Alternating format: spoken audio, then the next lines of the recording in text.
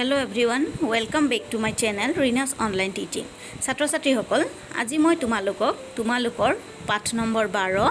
अभ्यास की महिमा এই পাঠটি পঢ়াবলৈ লৈছো আশা কৰিছো তোমালোকে সকলোৱে এই ভিডিওটি মন দি চাবা আৰু এই পাঠটো বুজিবলৈ চেষ্টা কৰিবা তেতিয়াহ'লে আহচোন আমি পাঠটোৰ ভিতৰলৈ সোমাই যাওঁ अभ्यास की महिमा अर्थात अभ्यासर महिमा बोबदेव एक मंदबुद्धि बालक था बोबदेव एक मंदबुद्धि बालक था वो पढ़ने लिखने में बहुत कमज़ोर था उसके सहपाठी उसे चिढ़ाते थे कोई उसे बुद्धू कहता तो कोई मूर्ख बोबदेव भी अपने को मूर्ख समझने लगा बोबदेव नाমৰ एगराकी छात्र अर्थात आगर दिनत की होइसिले ऋषि मुनि सकলৰ आश्रमत शिक्षा ग्रहण কৰিবলগীয়া হৈছিলে আজিৰ দিনৰ নিচিনা সেই পুৰণি কালত কি নাছিলে স্কুল নাছিলে তেতিয়া গুৰুৰ আশ্ৰমত থাকি শিক্ষা গ্ৰহণ কৰিব লাগিছিলে গতিকে সেই গুৰুৰ আশ্ৰমত থাকি শিক্ষা গ্ৰহণ কৰিবলৈ বহুত বেলেগ বহুত দূৰ দূৰণি ঠাইৰ পৰা ছাত্ৰ সকল বিশেষকৈ আহিছিলে আৰু তেনেকুৱা ছাত্ৰ সকলৰ ভিতৰৰে এগৰাকীৰ নাম আছিলে बोबदेव আৰু बोबदेव কেনেকুৱা ধৰণৰ बालक आसिले बा छात्र आसिले मंदबुद्धिर मिनिंग होइसे कम बुद्धिवाला अर्थात कम माने बुद्धि थका छात्र चुका बुद्धिर নহয় ता माने बोबदेव एक मंदबुद्धि बालक था वो पढ़ने लिखने में बहुत कमजोर था और हे कारणे तेও কি হৈছিলে তেও পঢ়া লিখা পঢ়াৰ ক্ষেত্ৰত তেও বহুত कमजोर अर्थात माने दुर्बल आसिले उसके सहपाठी उसे चिढ़ाते थे और हे कारणे तेओर लगर जी सकल सहपाठी आसिले सहपाठी माने होइसे एके श्रेणीत पढ़ा छात्र छात्री सकल तेओ एके माने तेओर सहपाठी सकले तेओ की करिसिले जुकाइसिले कोई उसे बुद्धू कहता तो कोई मूर्ख किसुमाने ताक बुद्धू बुली कय किसुमाने मूर्ख बुली कय ताक जुकाय बोबदेव भी आपने को मूर्ख समझने लगा और हे कारणे बोबदेवे निजके एजन मूर्ख बुली भाबिबले धरिसिले गुरुजी बोबदेव को बहुत समझाते गुरुजीए की करिसिले बोबदेवक बहुत बुझाइसिले लेकिन वो कुछ समझ ना पाता किंतु तेव एको बुझी पुआ नासिले निराश होकर गुरुजी ने बोबदेव को उसके गांव भेजने का निश्चय किया और निराश होय गुरुजीए बोबदेवक तेखेतर गाँवले पठाई दियार कथा चिंता करिले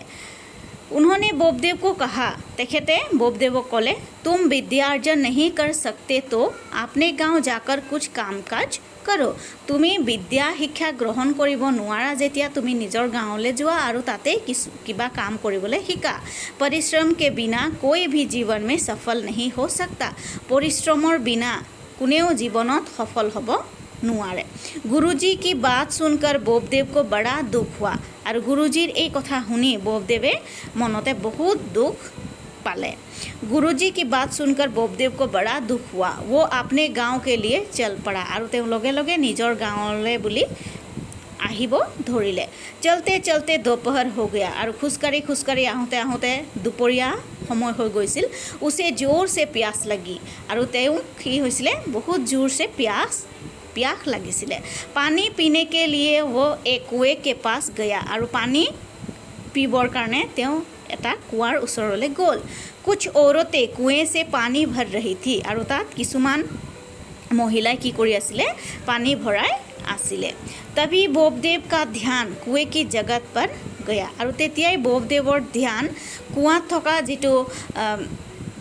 जगत अर्थात चारिওফালে ঘূৰণীয়া आकाৰৰ जिटो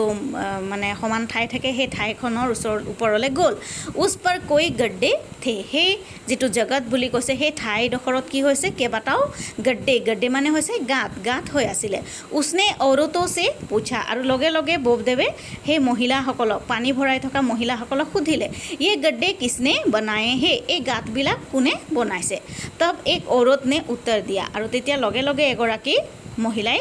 उत्तर दिले गड्ढे हमने नहीं बनाए हैं ये गाँतबिलाक आमी बनवा नाई बार बार घड़े रखने से ये गड्ढे अपने आप बन गए हैं बारे बारे आमार कलहबिलाक रखार कारणे ये पकाटोर ओपरत की होइसे गाँत निजे निजे होय গৈছে उत्तर सुनकर बोबदेव सोचने लगा और महिलाসকলৰ उत्तर शुनी बोबदेवे भाविबले धरिले जब मिट्टी के घड़े से पत्थर घिस सकता है तो बार बार अभ्यास करने से मुझे विद्या क्यों नहीं आ सकती तेও निजे निजर मनते भाविबले धरिले जे बारे बारे जदि माटिर बर्तन एटा रखार कारणे जदि ए पकार যি পাথৰ সেই পাথৰ অৰ্থাৎ পকাৰ যি ঠাই সেই ঠাইডোখৰ একেবাৰে গাঁত হৈ গৈছে তেতিয়াহ'লে মই যদি বাৰে বাৰে অভ্যাস কৰোঁ তেতিয়াহ'লে নিশ্চয় ময়ো বিদ্যা অৰ্জন কৰিব পাৰিম। অভ্যাস কি মহিমা উচকি সমঝ মে আ গই। আৰু লগে লগে তেখেতে অভ্যাসৰ যি মহিমা সেই মহিমাৰ কথা তেখেতে বুজি পালে। অৰ্থাৎ অভ্যাস কৰি থাকিলে যে মানুহে এদিন পাৰ্গত হ'ব পাৰে বা যিকোনো কাম এটা কৰিব পাৰে সেই কথা তেওঁ বুজি পালে। উসনে নিশ্চয় কৰ লিয়া अब मैं मन लगाकर पढ़ूंगा बार बार अभ्यास करूंगा। আৰু তেওঁ মন মানে নিশ্চয়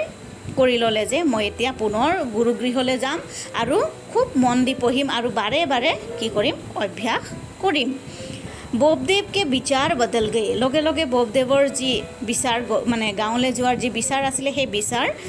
বদলি হৈ গ'ল। वो उसी समय पाठशाला लौट आया। তেওঁ লগে লগে তেখেতৰ যি শিক্ষাগুৰুৰ যি পাঠশালা সেই পাঠশালাই ঘূৰি আহিলে। उसके विचार में बदलाव देखकर गुरुजी प्रसन्न हुए। আৰু তেখেতৰ যি মানে বিচাৰধাৰা যে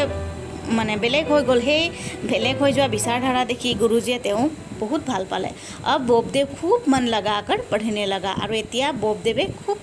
মন দি পঢ়া শুনা কৰিবলৈ ধৰিলে। बड़ा होकर यही बालक संस्कृत का एक प्रसिद्ध विद्वान बना। অৰ্থাৎ ডাঙৰ হোৱাৰ পাছত এইগৰাকী ছাত্ৰই বা বালকে সংস্কৃতৰ এগৰাকী মহান বিদ্বান অৰ্থাৎ মহাপুৰুষ অৰ্থাৎ মহান এগৰাকী মনীষী হৈছিলে। গতিকে এই পাঠটিৰ পৰা আমি কি শিক্ষা লাভ কৰিলোঁ যে অভ্যাস কি মহিমা অৰ্থাৎ অভ্যাসৰ মহিমা। অৰ্থাৎ আমি যদি যিকোনো পাঠ যদি আমি বাৰে বাৰে অভ্যাস কৰোঁ তেতিয়াহ'লে আমি সেই পাঠটিৰ যিখিনি কথা থাকিব যিখিনি আমি বুজিব নোৱাৰা আমাৰ কাৰণে টান লাগিব পৰা কথা থাকিব সেই টান লগা কথাখিনিও আমি অভ্যাসৰ বলত এদিন শিকিব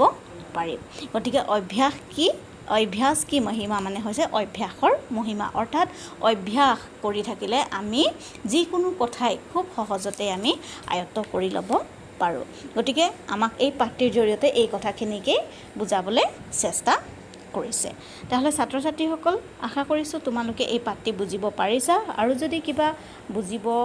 থাকি গৈছে বা কিবা বুজি নোপোৱা আছে তেতিয়াহ'লে তোমালোকে মোক